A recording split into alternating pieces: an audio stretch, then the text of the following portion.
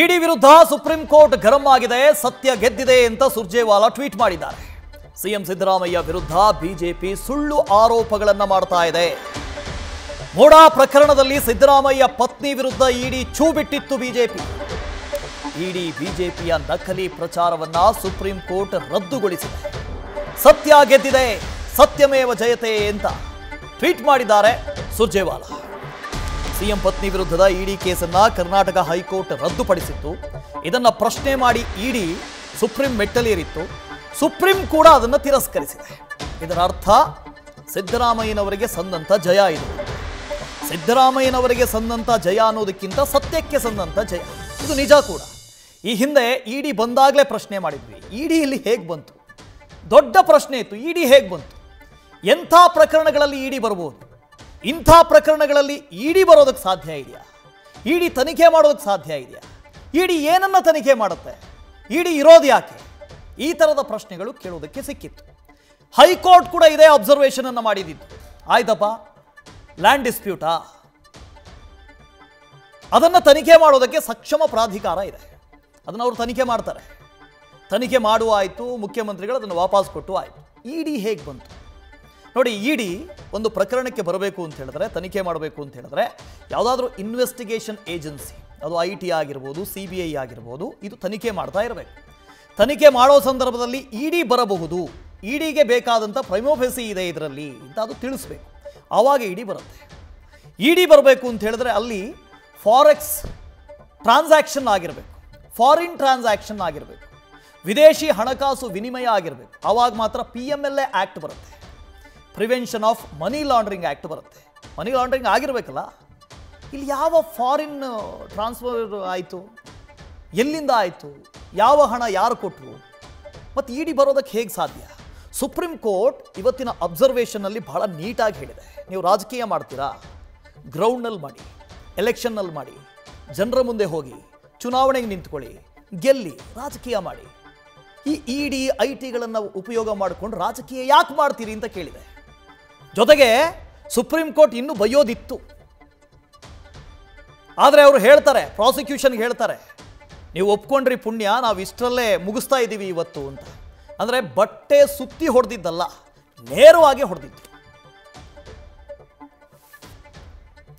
So ಈ tweet, ಆ ಟ್ವೀಟ್ನಲ್ಲಿ ಏನಿದೆ? ಸತ್ಯಕ್ಕೆ ಜಯ ಸಿಕ್ಕಿದೆ, ಸತ್ಯಮೇವ ಜಯತೆ ಅಂತ ಟ್ವೀಟ್ ಮಾಡಿದ್ದಾರೆ. ಕರ್ನಾಟಕ ಮುಖ್ಯಮಂತ್ರಿ ಸಿದ್ದರಾಮಯ್ಯ ವಿರುದ್ಧ ಬಿಜೆಪಿ ಸುಳ್ಳು ಆರೋಪಗಳನ್ನು ಸೃಷ್ಟಿಸಿದೆ. ಸಿದ್ದರಾಮಯ್ಯ ವಿರುದ್ಧ ಬಿಜೆಪಿ ತಿಂಗಳುಗಟ್ಟಲೆ ಪ್ರತಿಭಟನೆಯನ್ನು ನಡೆಸಿತು. ಬಿಜೆಪಿ ರಾಜ್ಯಪಾಲರ ಕಚೇರಿಯನ್ನು ದುರುಪಯೋಗಪಡಿಸಿಕೊಂಡಿತು. ಸಿದ್ದರಾಮಯ್ಯ ಮತ್ತು ಅವರ ಪತ್ನಿ ವಿರುದ್ಧ ಮುಡಾ ಪ್ರಕರಣದಲ್ಲಿ ಇಡಿಯನ್ನು ಛೂ ಬಿಟ್ಟಿತ್ತು. ಸಿದ್ದರಾಮಯ್ಯ ವಿರುದ್ಧ ಬಿಜೆಪಿ ದುರುದ್ದೇಶಪೂರ್ವಕವಾಗಿ ಭೇಟಿಯಾಡಿ ಸುಳ್ಳು ಆರೋಪಗಳನ್ನು ಹೊರಿಸಿತು. ಇಡಿ ಬಿಜೆಪಿ ಪಾಲುದಾರಿಕೆಯ ನಕಲಿ ಪ್ರಚಾರವನ್ನು ಸುಪ್ರೀಂ ಕೋರ್ಟ್ ಇವತ್ತು ತಿರಸ್ಕರಿಸಿದೆ ಮತ್ತು ರದ್ದುಗೊಳಿಸಿದೆ. ಸತ್ಯ ಗೆದ್ದಿದೆ, ಸತ್ಯಮೇವ ಜಯತೆ ಅಂತ ರಣದೀಪ್ ಸಿಂಗ್ ಸುರ್ಜೇವಾಲಾ ಟ್ವೀಟ್ ಮಾಡಿದ್ದಾರೆ. ಸೊ ಇಲ್ಲಿ ಇಡಿ ಬಂದಿದೆ ತಪ್ಪು, ಇಡಿಯನ್ನು ರಾಜಕೀಯವಾಗಿ ಬಳಕೊಂಡಿದ್ದಾರೆ, ಪೊಲಿಟಿಕಲ್ ಮ್ಯಾಂಡೇಟಾ ಅನ್ನೋದು ಫಿಕ್ಸ್ ಆಗಿತ್ತು. ಸೊ ಸುಪ್ರೀಂ ಕೋರ್ಟ್ ಚಾಟಿ ಬೀಸಿದೆ.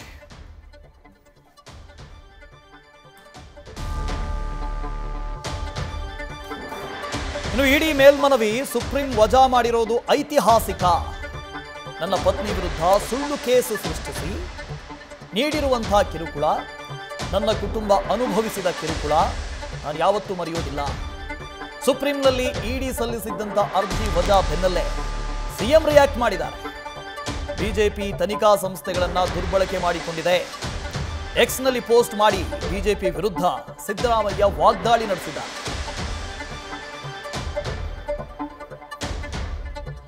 ಇದು ಮುಖ್ಯಮಂತ್ರಿಗಳ ಟ್ವೀಟ್. ಮಾನಸಿಕವಾಗಿ ನೊಂದಿದ್ವಿ ನಾವು ಅಂತ ಹೇಳಿದ್ದಾರೆ ಅವರು. ಮಾನಸಿಕವಾಗಿ ನೊಂದಿದ್ವಿ, ನನ್ನ ಪತ್ನಿಯ ವಿರುದ್ಧ ಇಡಿ ಕೇಸ್ ದಾಖಲು ಮಾಡ್ತು, ಅದು ಸುಳ್ಳು ಕೇಸ್, ಉದ್ದೇಶಪೂರ್ವಕವಾಗಿ ತೇಜೋವಧೆ ಮಾಡಬೇಕು ಅನ್ನೋ ಏಕೈಕ ಉದ್ದೇಶದಿಂದ.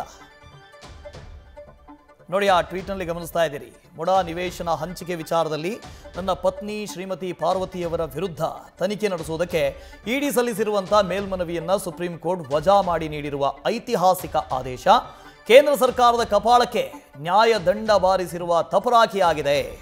ಸುಪ್ರೀಂ ಕೋರ್ಟ್ನ ಗೌರವಾನ್ವಿತ ಮುಖ್ಯ ನ್ಯಾಯಮೂರ್ತಿಗಳಾದ BR ಗವಾಯಿ ಮತ್ತು ನ್ಯಾಯಮೂರ್ತಿಗಳಾದಂಥ KV ನೋದಚಂದ್ರ ಅವರ ಆದೇಶವನ್ನು ನಾನು ವಿನೀತನಾಗಿ ಸ್ವಾಗತಿಸ್ತೀನಿ. ನನ್ನ ಸುದೀರ್ಘ ರಾಜಕೀಯ ಜೀವನದಲ್ಲಿ ನಾನು ಸದಾ ಸಂವಿಧಾನ ಮತ್ತು ನೆಲದ ಕಾನೂನಿಗೆ ತಲೆಬಾಗುತ್ತಾ ಬಂದವನು. ಈ ನಂಬಿಕೆಯನ್ನು ಸುಪ್ರೀಂ ಕೋರ್ಟ್ ಆದೇಶ ಉಳಿಸಿದೆ, ಕಾಪಾಡಿದೆ. ರಾಜಕೀಯವಾಗಿ ನನ್ನನ್ನು ಎದುರಿಸಲಾಗದ ಭಾರತೀಯ ಜನತಾ ಪಕ್ಷ ಮತ್ತು ಅದರ ಸಂಗಾತಿಗಳು ಸಾಂವಿಧಾನಿಕ ತನಿಖಾ ಸಂಸ್ಥೆಗಳಾದ ಸಿಬಿಐ ಮತ್ತು ಇಡಿಯನ್ನು ದುರ್ಬಳಕೆ ಮಾಡಿಕೊಂಡು ನನ್ನ ಪತ್ನಿಯ ವಿರುದ್ಧ ಸುಳ್ಳು ಪ್ರಕರಣವನ್ನು ಸೃಷ್ಟಿಸಿ ನೀಡಿರುವ ಕಿರುಕುಳ ಅತ್ಯಂತ ಹೇಯವಾದುದು. ಇದರಿಂದ ನಾನು ಮತ್ತು ನನ್ನ ಕುಟುಂಬ ಅನುಭವಿಸಿದ ಮಾನಸಿಕವಾದ ಕಿರುಕುಳವನ್ನು ನಾನು ಎಂದೂ ಮರೆಯೋದಿಲ್ಲ. ಕಳೆದ 10-11 ವರ್ಷಗಳಿಂದ ಕೇಂದ್ರ ಸರ್ಕಾರ ಮತ್ತು ಬಿಜೆಪಿಯು ಐಟಿ, ಸಿಬಿಐ ಮತ್ತು ಇಡಿಯ ದುರ್ಬಳಕೆಯ ಮೂಲಕ ಸಾಧಿಸುತ್ತಾ ಇರುವಂಥ ರಾಜಕೀಯ ದ್ವೇಷಕ್ಕೆ ಬಲಿಯಾದವರೆಲ್ಲರೂ ಈ ತೀರ್ಪು ಸಮಾಧಾನ ತಂದಿದೆ, ಉಂಟು ಮಾಡಿದೆ ಮತ್ತು ನ್ಯಾಯ ವ್ಯವಸ್ಥೆಯ ಮೇಲೆ ಭರವಸೆ ಮೂಡಿಸಿದೆ. ಈ ತೀರ್ಪು ಸುಪ್ರೀಂ ಕೋರ್ಟ್ನ ಈ ಕಣ್ಣು ತೆರೆಸುವ ಆದೇಶದ ನಂತರವಾದರೂ ಪ್ರಧಾನಿ ನರೇಂದ್ರ ಮೋದಿ ಮತ್ತು ಗೃಹ ಸಚಿವ ಅಮಿತ್ ಶಾ ಅವರು ಎಚ್ಚೆತ್ತುಕೊಂಡು ಐಟಿ, ಸಿಬಿಐ ಮತ್ತು ಇಡಿಯಂತಹ ಸಾಂವಿಧಾನಿಕ ಸಂಸ್ಥೆಗಳ ದುರ್ಬಳಕೆಯನ್ನು ನಿಲ್ಲಿಸಿ ಅವುಗಳಿಗೆ ಇರಬೇಕಾಗಿರುವ ಸ್ವಾಯತ್ತತೆಯನ್ನು ಕೊಟ್ಟು ತಮ್ಮ ಪಾಪ ತೊಳೆದುಕೊಳ್ಳಬೇಕು. ಮುಡಾ ಪ್ರಕರಣಕ್ಕೆ ಸಂಬಂಧಪಟ್ಟಂತೆ ನನ್ನ ಮತ್ತು ನನ್ನ ಕುಟುಂಬದ ವಿರುದ್ಧ ಕಪೋಲ ಕಲ್ಪಿತ ಆರೋಪಗಳನ್ನು ಮಾಡುತ್ತಾ ಬಂದಿರುವಂಥ ರಾಜ್ಯದ ಬಿಜೆಪಿ ಮತ್ತು ಜೆಡಿಎಸ್ ನಾಯಕರಲ್ಲಿ ಕಿಂಚಿತ್ತಾದರೂ ಮಾನ ಮರ್ಯಾದೆ ಅನ್ನೋದು ಉಳಿದುಕೊಂಡಿದ್ದರೆ ಅವರೆಲ್ಲರೂ ತಕ್ಷಣ ತಮ್ಮ ತಪ್ಪಿಗಾಗಿ ಸಾರ್ವಜನಿಕವಾಗಿ ಕ್ಷಮೆ ಯಾಚಿಸಬೇಕು ಅಂತ ಟ್ವೀಟ್ನಲ್ಲಿ ಮುಖ್ಯಮಂತ್ರಿಗಳು ತಿಳಿಸಿದ್ದಾರೆ. ನ್ಯೂಸ್ ಫಸ್ಟ್ ನಿರ್ಭೀತಿಯಿಂದ ನಿಮ್ಮ ಪರವಾಗಿ.